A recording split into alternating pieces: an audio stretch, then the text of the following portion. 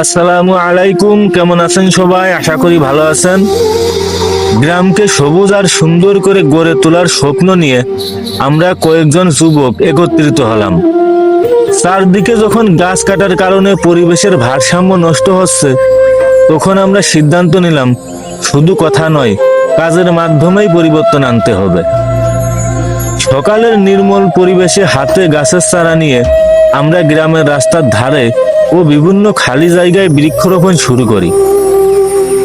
প্রত্যেকটি চারা মাটিতে বসানোর সময় আমাদের মনে ছিল একটি সুন্দর আগামী দিনের স্বপ্ন। আজ যে ছোট চারাটি রোপণ করা হলো, কয়েক বছর পর সেটি পথচারীদের ছায়া দেবে, পরিবেশকে শীতল করবে এবং প্রকৃতির সৌন্দর্য বৃদ্ধি করবে। আমাদের এই ক্ষুদ্র উদ্যোগের মূল উদ্দেশ্য ছিল পরিবেশ রক্ষা করা এবং ভবিষ্যৎ প্রজন্মের জন্য একটি সবুজ বাংলাদেশ গড়ে তোলা। আমরা বিশ্বাস করি, একজন মানুষ যদি একটি গাছ লাগায়, তাহলে সে শুধু একটি গাছই লাগায় না, বরং একটি সুন্দর ভবিষ্যতের বীজ রোপণ করে। আসুন আমরা সবাই গাছ লাগাই, গাছের যত্ন নিই এবং আমাদের প্রিয় গ্রাম ও দেশকে আরো সবুজ, সুন্দর ও বাসযোগ্য গড়ে তুলি। প্রকৃতি আমাদের জীবনের অবিচ্ছেদ্য অংশ।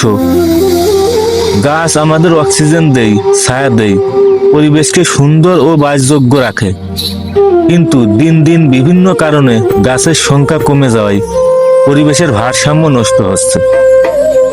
জলবায়ু পরিবর্তনের প্রভাব ক্রমশ বৃদ্ধি পাচ্ছে এবং পরিস্থিতিতে আমাদের গ্রামের একদল সচেতন যুবক সিদ্ধান্ত নেয়, শুধু সমস্যার কথা বললেই হবে না, এর সমাধানের জন্যও কাজ করতে হবে। তো বন্ধুরা, আমরা গ্রামের কিছু যুবক একত্রিত হয়ে আমরা সিদ্ধান্ত নিলাম, আমাদের রাস্তার ধারে অনেক জায়গায় কিন্তু গাছপালা একেবারেই নেই। এই জন্য আমরা নিজেদের উদ্যোগেই আমরা এই গাছটা লাগাইলাম।